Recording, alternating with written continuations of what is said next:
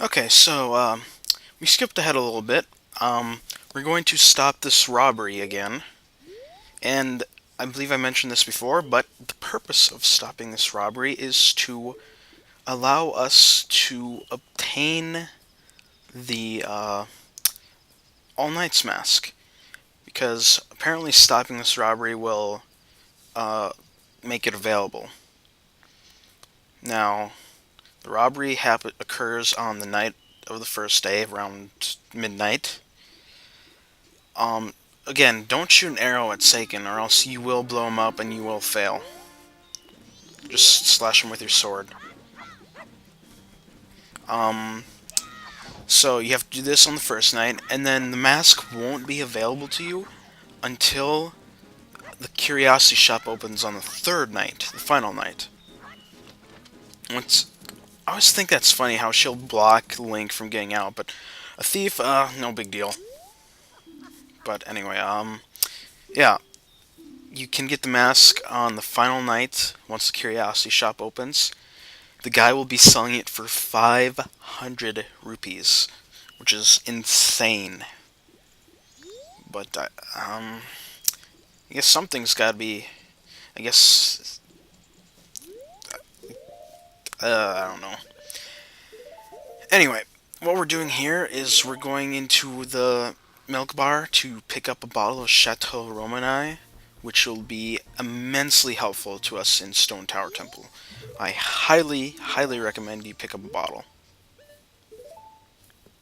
Now, if you don't recall what this does, you drink this, and then you get infinite magic power for the 3-day cycle in which you drink it in.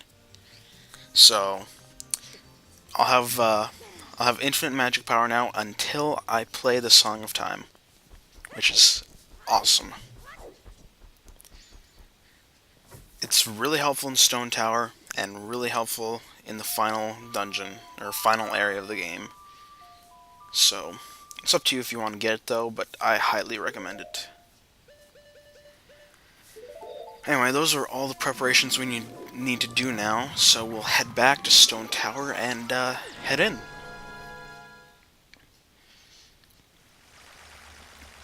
Now, before you can actually head into the temple, you need to do one more of those block puzzles. So, yeah, time for the LG of Emptiness.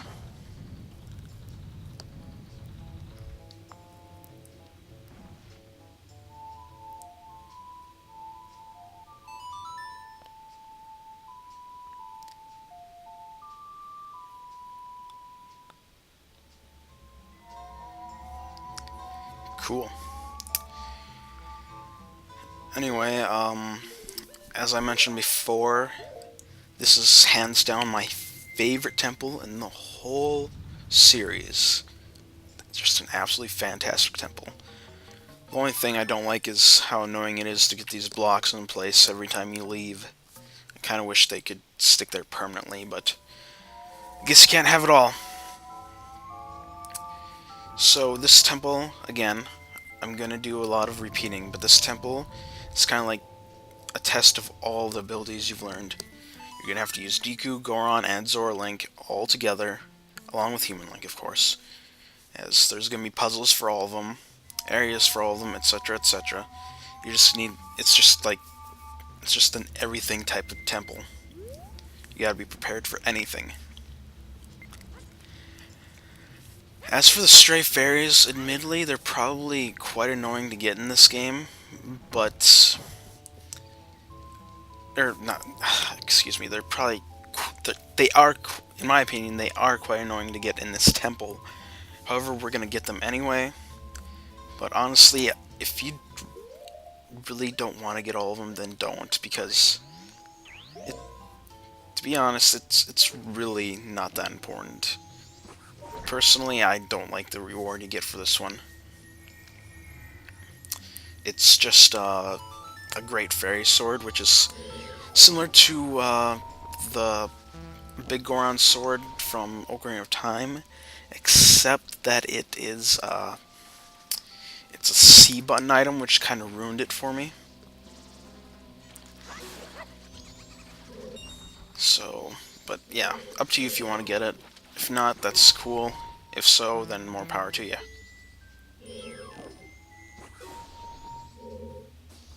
That's cool. And yeah, I mentioned this before, but when you have infinite magic power and you need to use arrows, you might as well use a magic arrow since it's virtually just a free arrow now. A free juiced up arrow, rather. Another fairy. Cool.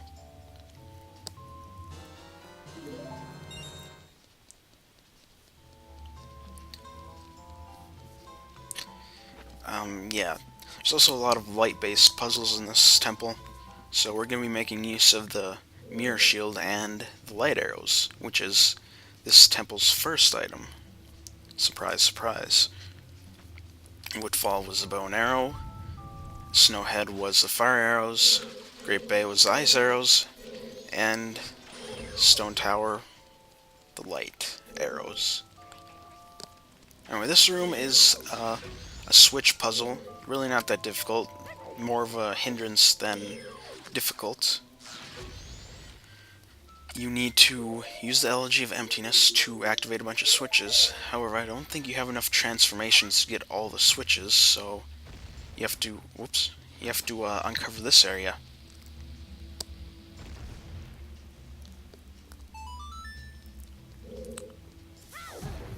This little area contains a couple of crates, which you can use to drop on the switches. The smaller switches, of course. There's one giant switch that can only be activated by Goron Link.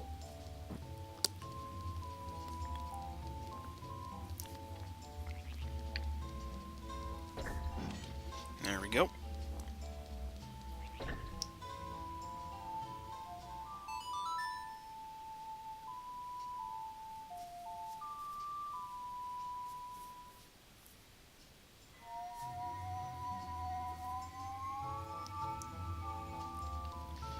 And now, the final switch, the giant one.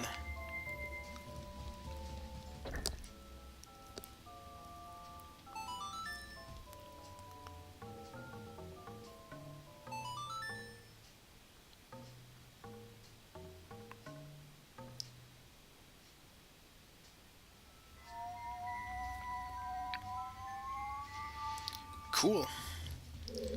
Now let's get the heck out of here.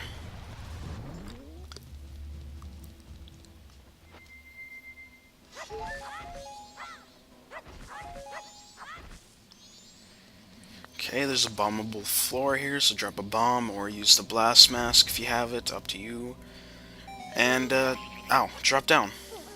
Or do that, then drop down.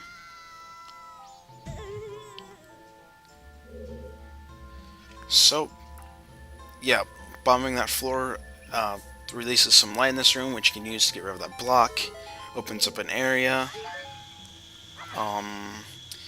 Again, Goron Link can cross lava, so you can feel free to walk across as Goron Link, but obviously don't transform back into anyone else, because this is the only guy who can handle it. Fight these dudes. I believe killing them all will drop or spawn a chest.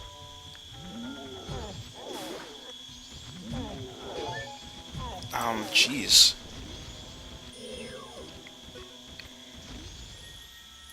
Oh, it spawns a chest in the lava. Neat.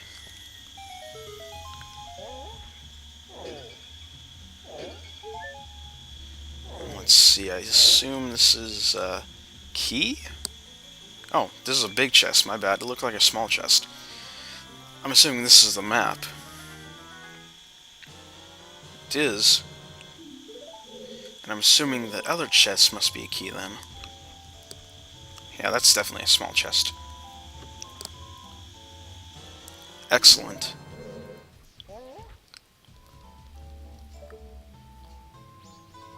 There's a hookshot point. So let's hookshot on up there and see what's there.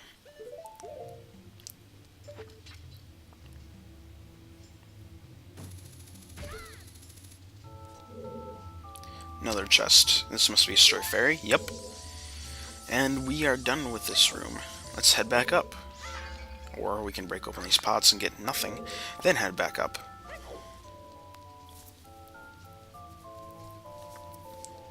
So we're done with this area now, so head through the door.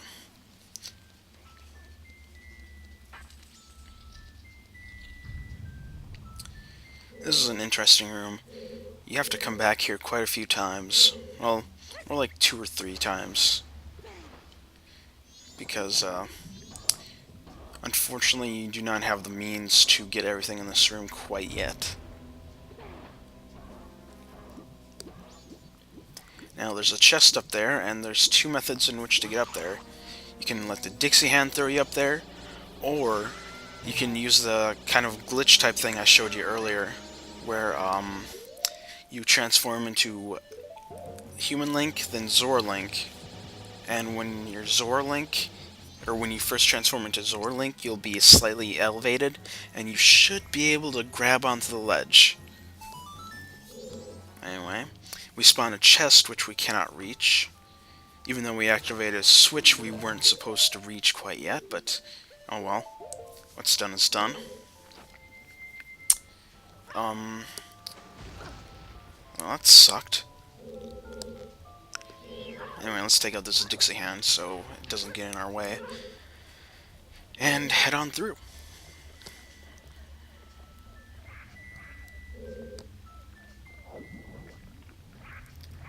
So, I believe I forgot to spawn a chest in this room, which caused a lot of problems for me later on. But, yeah, not much you can do. Yeah, another benefit to having infinite magic is you can just do crap like this. Infinite Zora barrier.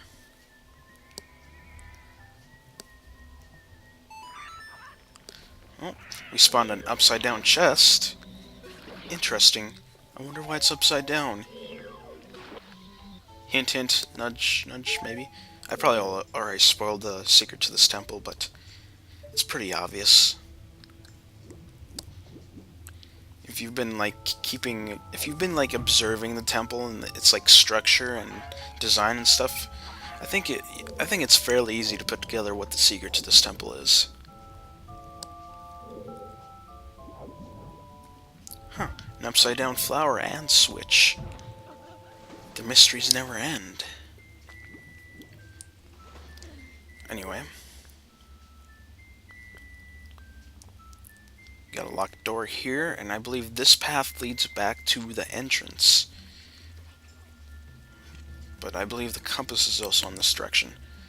So what I'm doing now is I'm shining some light energy onto that mirror in order to shine some light onto this block. The amount of light you shine onto the mirror approximately equates to how long the mirror stays on. So keep that in mind. And if you bring your light off the mirror, it's going to automatically, let off its energy, and then you'll have to wait until it's done releasing energy to recharge it. Which kind of sucks a little bit, but, whatever.